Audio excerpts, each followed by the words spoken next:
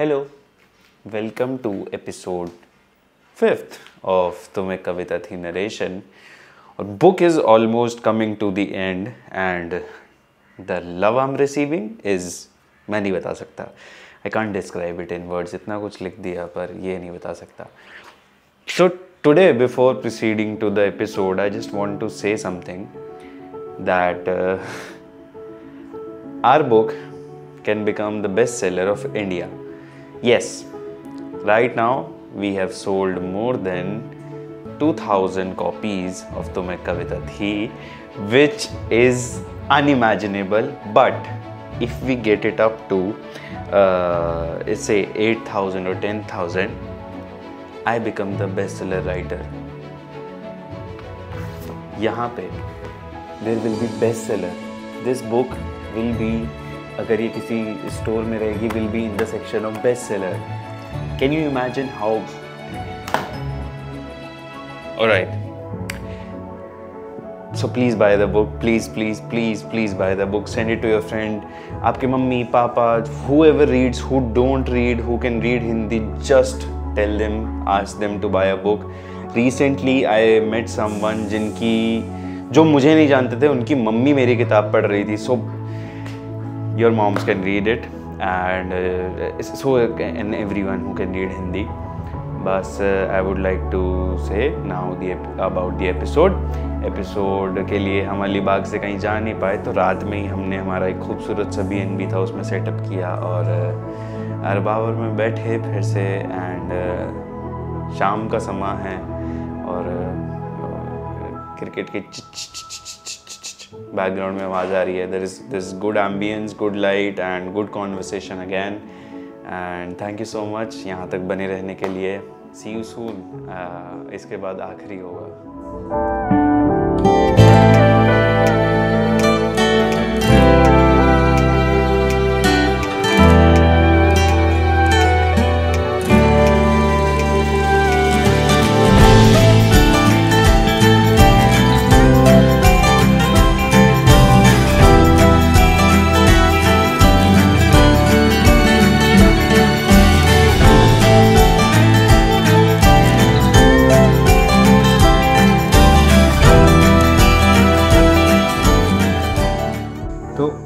Last chapter ख़त्म हुआ था कि वो ईद की सिवैयों सा काम कर गई मेरे फाकों पर. अब नेक्स्ट है सी यू. तो ये काफ़ी खूबसूरत चैप्टर है as in terms of beauty. मतलब अभी हम हेवी टॉपिक्स पे बात कर रहे थे, इसका जाना उसका जाना. ये काफ़ी ऐसा फ्लर्ट, रोमांस, पोइट्री. हाँ, वो बशीर बदर किसी की मतलब मोहब्बत को शब्दों में कैसे. हाँ, किसी की भी मोहब्बत. तो अगर मैं कभी किसी को इजहार करूँ तो शायद इस तरीके से करूँगा, हालांकि ज़रूरत नहीं पड़ेगी तो हमें पड़ जाएगी.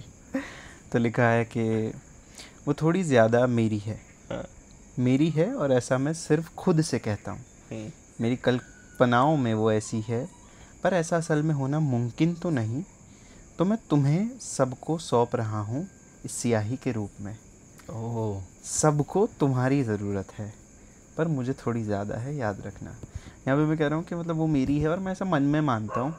ऐसा मुमकिन तो नहीं है, पॉसिबल नहीं है कि वो मेरी हो जाए क्योंकि वो किसी और के साथ है. पर मैं तुम सबको सौंप रहा हूँ स्याही के रूप में कि और सबको उसकी ज़रूरत है पर मुझे थोड़ी ज़्यादा. अगर वो एक दिन चली गई या तेरी नहीं हुई तो क्या वो ज़्यादा से कम हो जाएगी तेरी? मतलब मुझसे कोई पूछ रहा है. नहीं, उसका आना जाना रहना ये तय नहीं करता है, तय मैं कर चुका हूँ. जैसे एक परवाना उसी रोशनी में मिलकर खाक हो जाता है जिसके वो सबसे ज़्यादा चाहता है. ठीक है, मैं वैसा ही हूँ तुम्हारे लिए.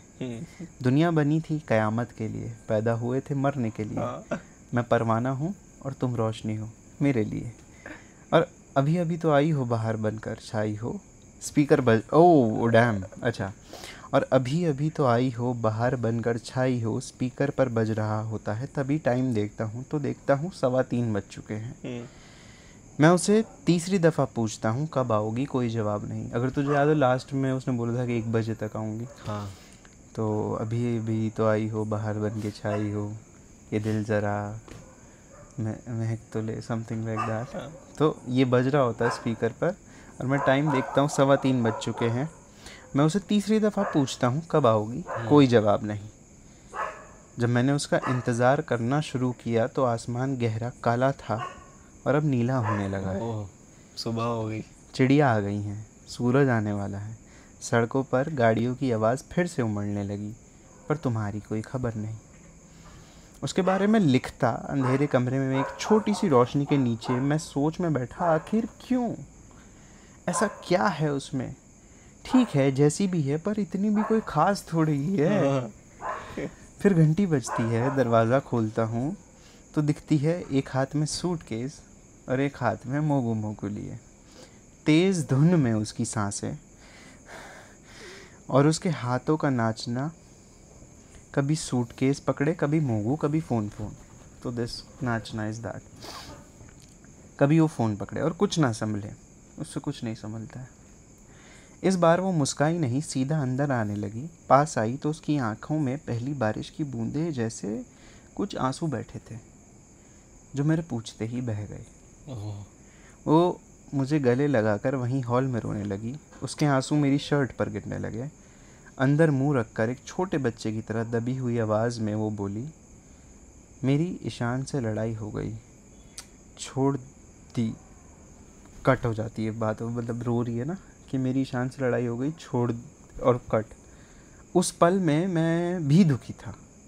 1000 सवाल पैदा होने लगे। मैं सोचने लगा कि कहीं ये मेरी वजह से तो नहीं। तो छोड़ दिया कहना चाह रही थी वो, ये छोड़ दिया, और वो रोने लगती है कि उस पल में मैं भी दुखी था।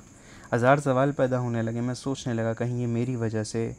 वो और सिसक कर रोने लगी। उसकी नाक, आंसू सब मेरी शर्ट पर गिरने लगे। मैंने पूछ ही लिया कहीं मेरी वजह से। उसने अपना मुंह मेरे सीने से बाहर निकाला।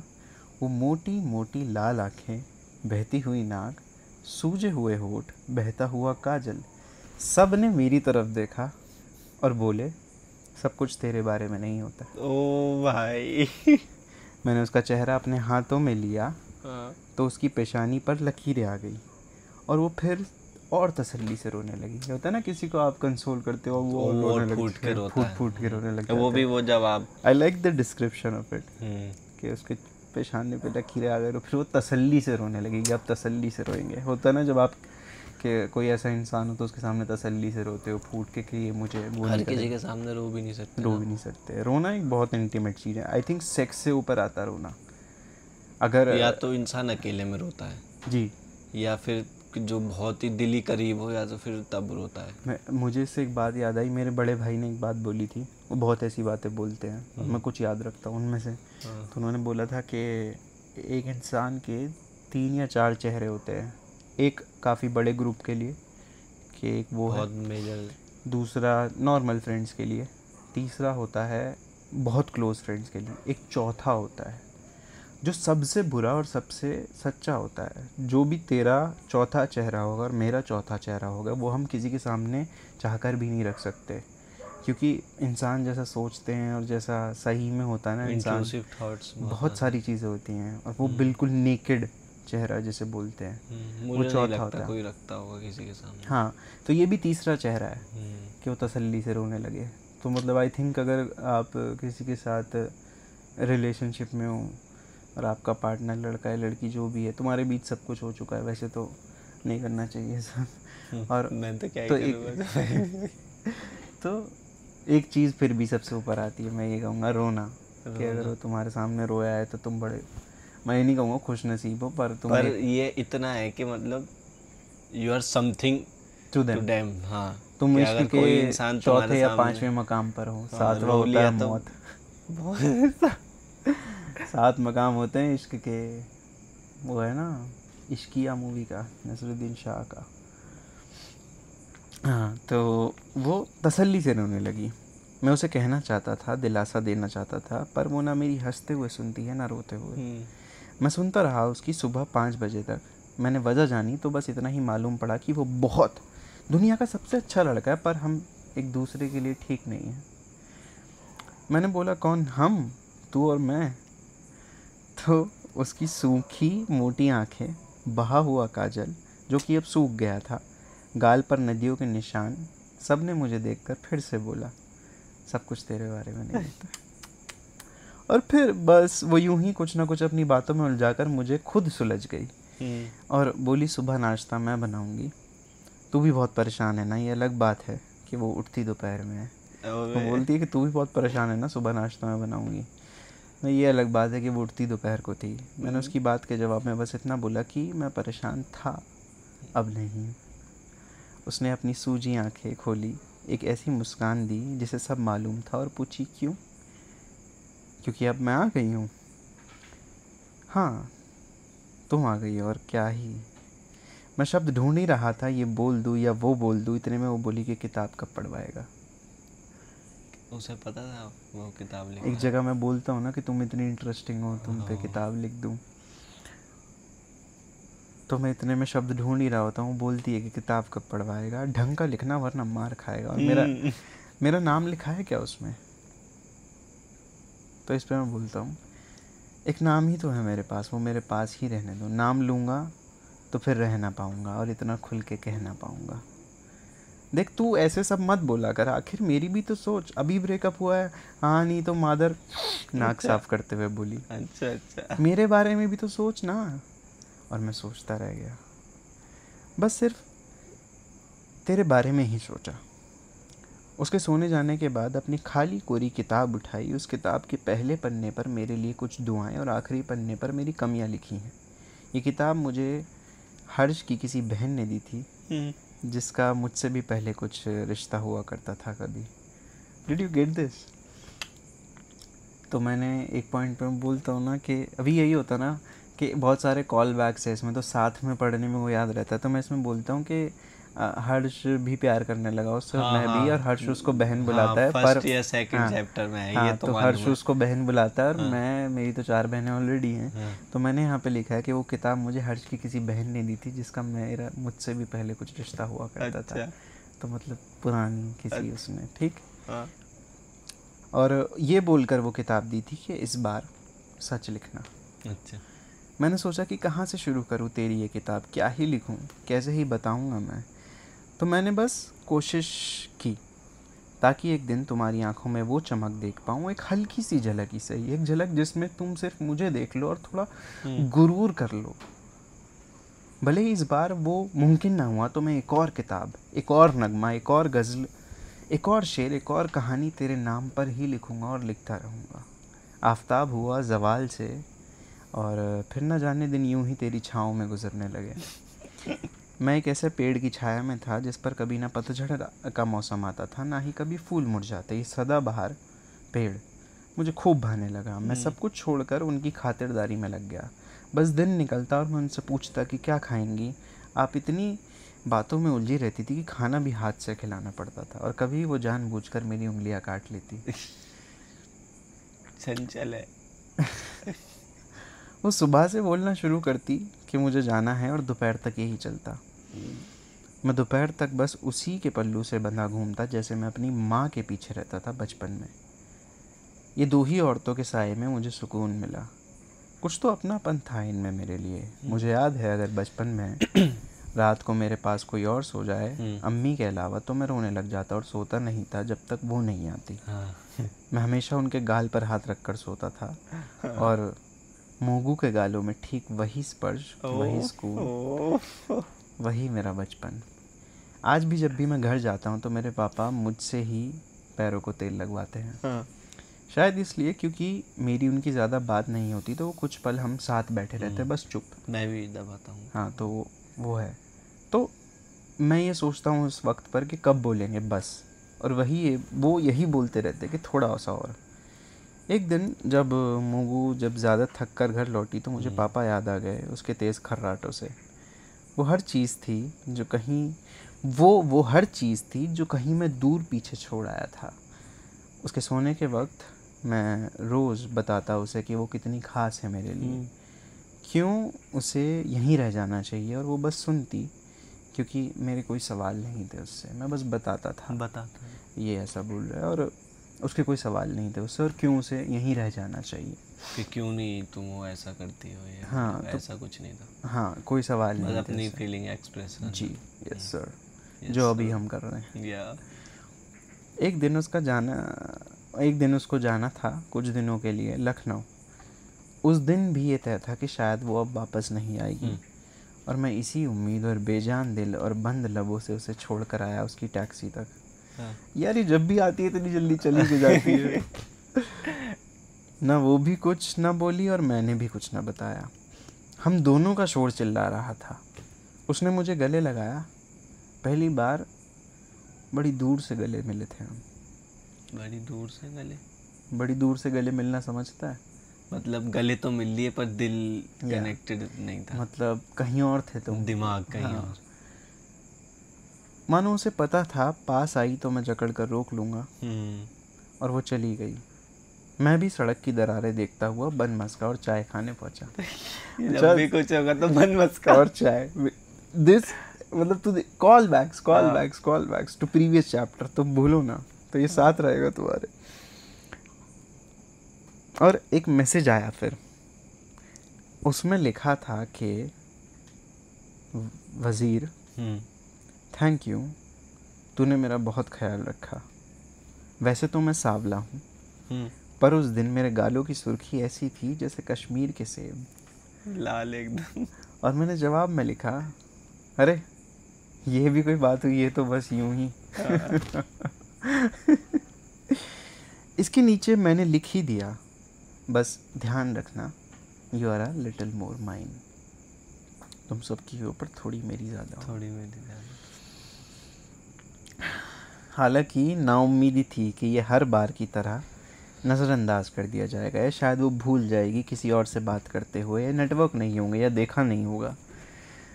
पर उस दिन उन्होंने देखा और कह दिया, a little more yours. I am a little more yours. 8th chapter में आके ये सुना, A little more yours. I am a little more yours, वज़ीर. See you.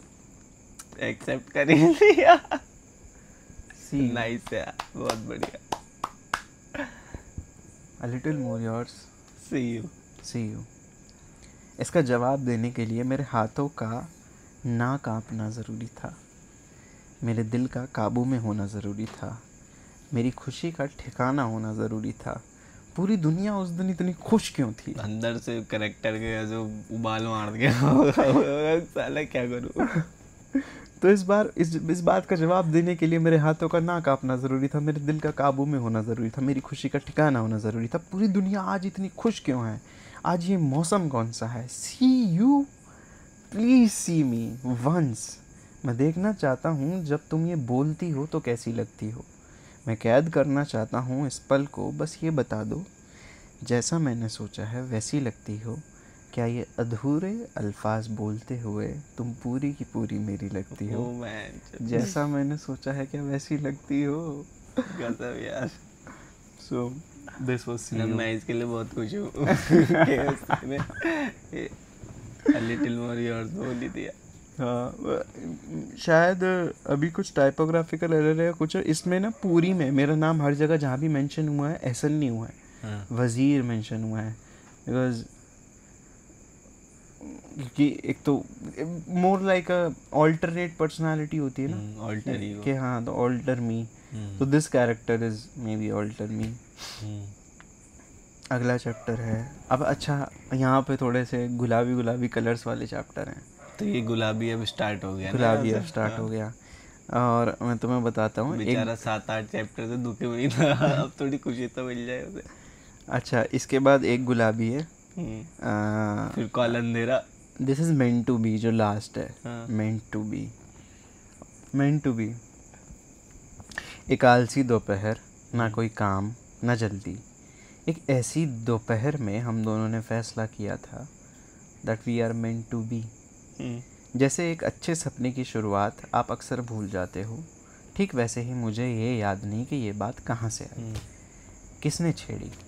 उस दिन के बारे में बताऊं तो उस दिन दोपहर, आसमान गहरा चमकता नीला, सफ़ेद बादलों का झुंड, एक सर्दी की धूप जैसा मौसम। तूने काफ़ी फीलिंग्स को काफ़ी अच्छे तरीके से बयां किया है थैंक यू। शब्दों में, नहीं सच में। Thank you. मैं भी सच में ही तारीफ ले रहा हूँ। अच्छा, एक सर्दी की धूप जैसा मौसम। कमरे में बेहद चमक थी, पर्दे खुले थे और सामने वो सिरहाने से टेक लगाकर बैठी थी। उसके हाथ उसकी गोद में और पैरों की पालथी मारकर बैठी। कुछ जैसे यूं, हम बैठे हैं। कुछ यूं जैसे तू बैठा है। इस कदर चमक रही थी आप जैसे चांद को सूरज की रोशनी में डुबोकर उसने सारे सितारों की चमक निगल ली हो। ओह, इतना चमका दिया। और ये मुस्कान जिसमें सामने के उसके 4 दांत नजर आते हैं, जैसे वो झांक रहे हो होठ से बाहर। वो अक्सर मुस्कुराते वक्त अपने मुंह पर हाथ रख लेती थी। क्या आप भी ऐसा करती हो? ये क्या हुआ मतलब है? समझा भाई? That's what, अगर मैं बताऊंगा तो what's the point? मतलब के दोबारा पढ़। मैं ठीक है। वो मुस्कुराते वक्त अपने मुंह पर हाथ रख लेती थी। हाँ। क्या आप भी ऐसा करती हो?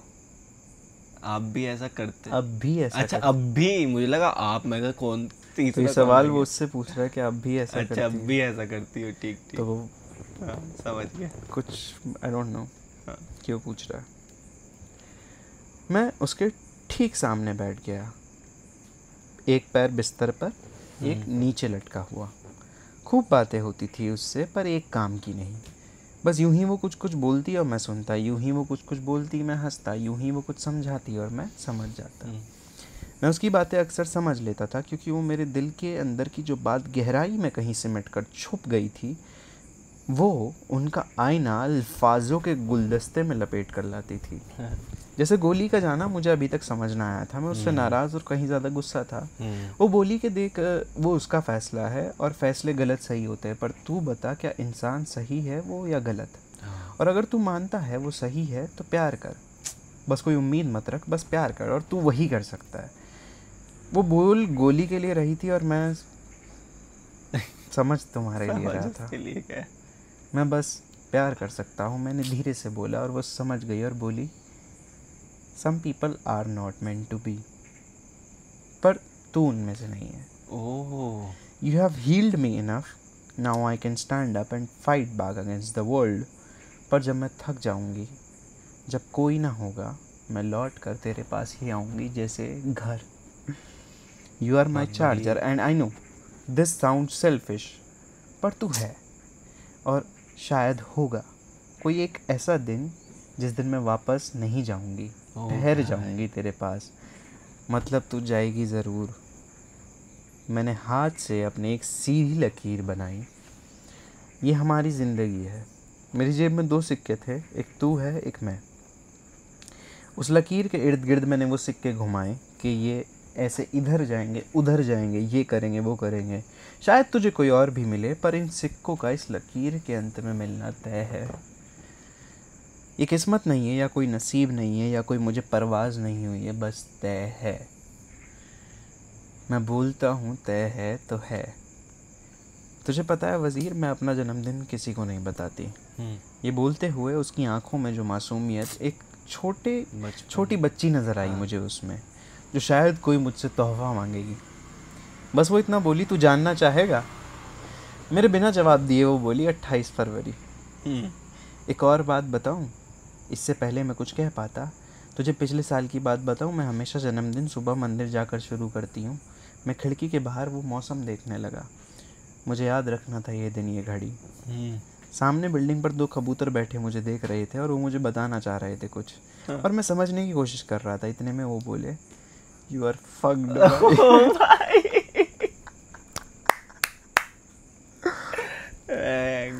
चल निकल, मैं नहीं सुनाऊंगी, बाहर ही छज्जे पर बैठ जा।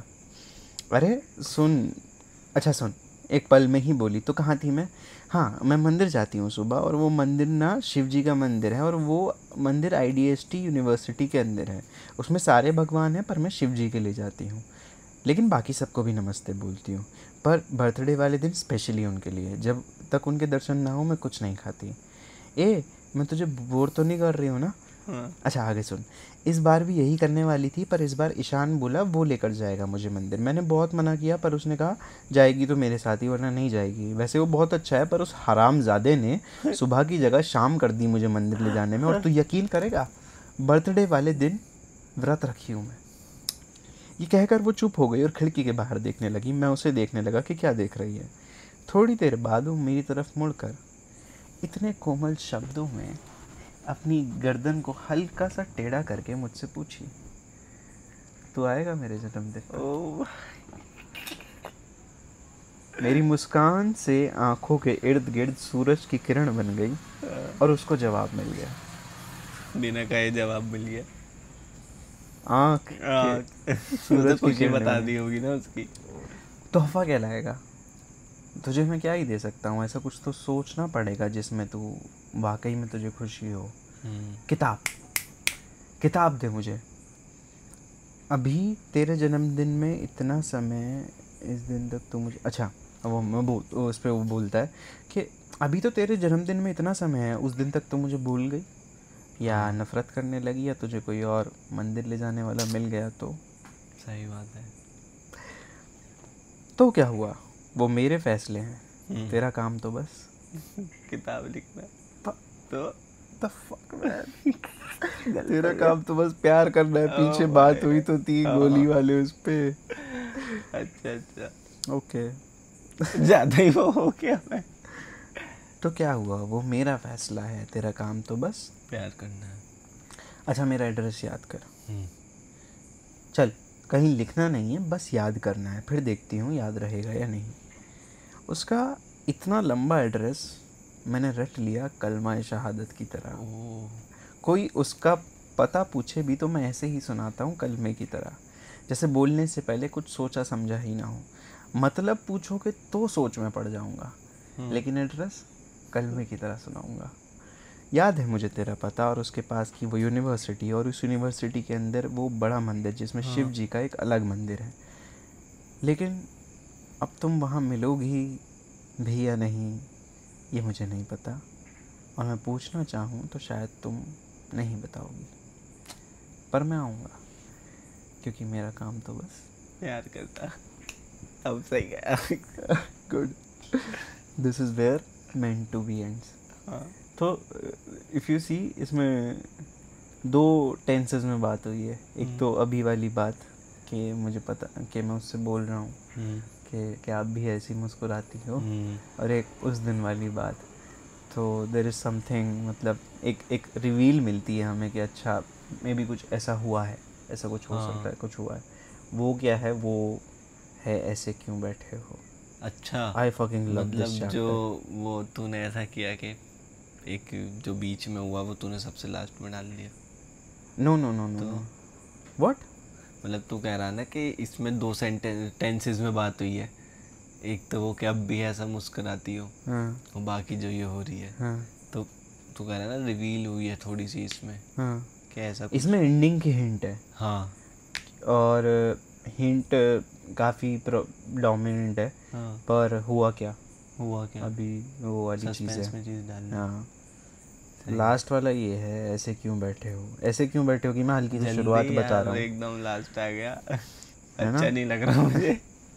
काफ़ी लंबे एपिसोड हैं, 20-20 मिनट के होंगे सारे, पता नहीं लग रहा पर ना, पता नहीं लगा।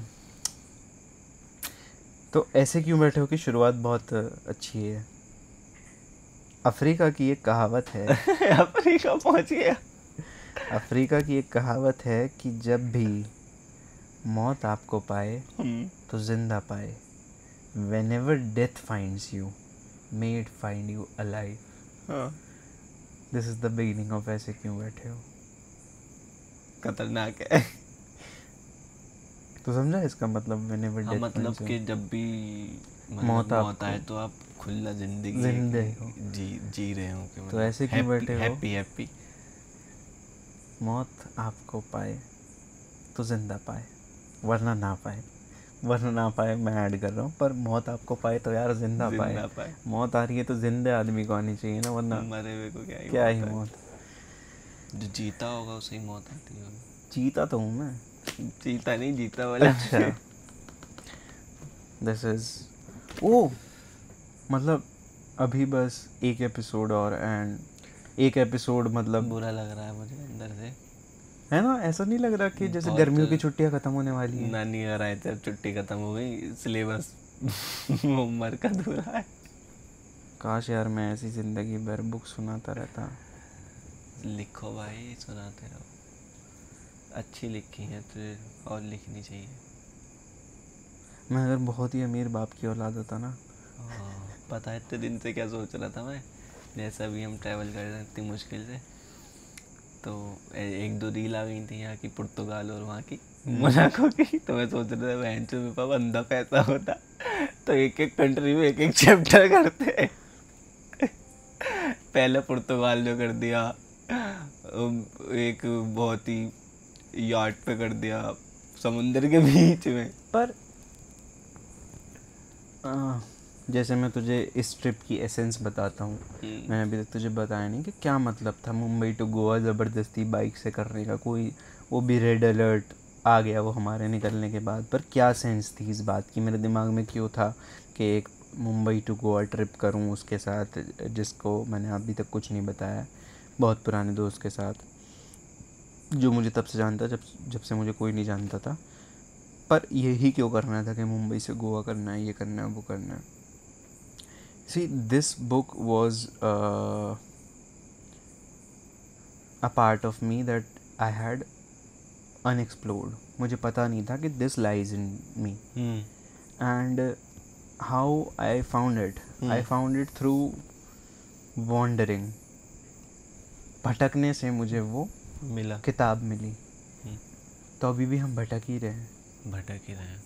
कल हम रत्नागिरी में थे, आज हम कीम अलीबाग में हैं, और ये ऐसी जगह हैं जहाँ शायद हम ना ही कभी दोबारा आएंगे, आते भी नहीं और कभी आते भी नहीं, क्योंकि हम घूमने का प्लान बनाएंगे तो गोवा ये वो नॉर्मल सी जगह है जो टूरिज्म, तो हम ऐसे कभी हम प्लान करके रुके भी नहीं है इतने दिन में कहीं। हाँ मतलब हमने प्लान करके जो ट्रिप्स बनाई हैं वो भी वो मतलब टूरिज्म वाली जगहों की है, पर ये ऐसी है कि भटक रहे हैं, पर जानबूझ के भटक रहे हैं। तो ये राइटिंग भी वही है, भटकने से मिली पर जानबूझ के भटका।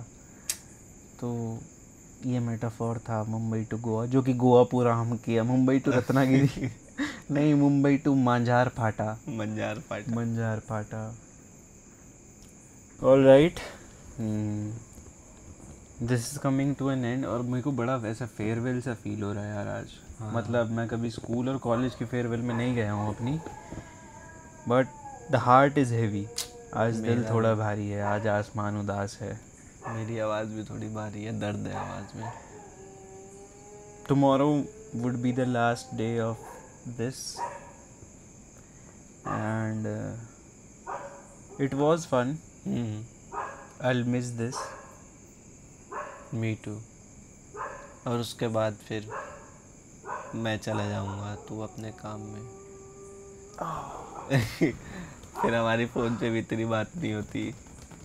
बात तो मुझे लगता है हमारी महीने में एक आध या दो बार होती होगी। कर लूँगा जमा दौलत व ज़र, उसके बाद क्या, ले लूँगा शानदार सा घर, उसके बाद क्या, मौत आएगी, जीस्त का दर खटखटाएगी, खाक से उठा था खाक ही में मिल जाऊँगा, लेकिन उसके बाद क्या। उसके बाद तो कुछ भी नहीं है। Alright, this shit is getting very heavy and I would like to end this here. See you for the last time. I would say this. कल तो नहीं बोल पाऊँगा, until next time. But कुछ और ये अभी कुछ और, पर until next time. How was it? Did you like it? क्या लगता है आगे क्या होगा? मुझे नहीं पता मैंने कहाँ तक कौन सा चैप्टर पढ़ा है इसमें, बट आई थिंक अभी हम पढ़ चुके होंगे। इसके बाद शायद मेंट टू बी और ऐसे क्यों बैठे हो बचेगा, शायद मैं ऐसे क्यों बैठे हो ना पढ़ूं, शायद, पर अगर आप चाहते हो मैं पढ़ूं तो कमेंट करना, लाइक करना, share the episodes and subscribe it, share it on your Instagram stories and tag me. I'll repost you guys and one lucky winner will get the book for free. Bye. Until next time.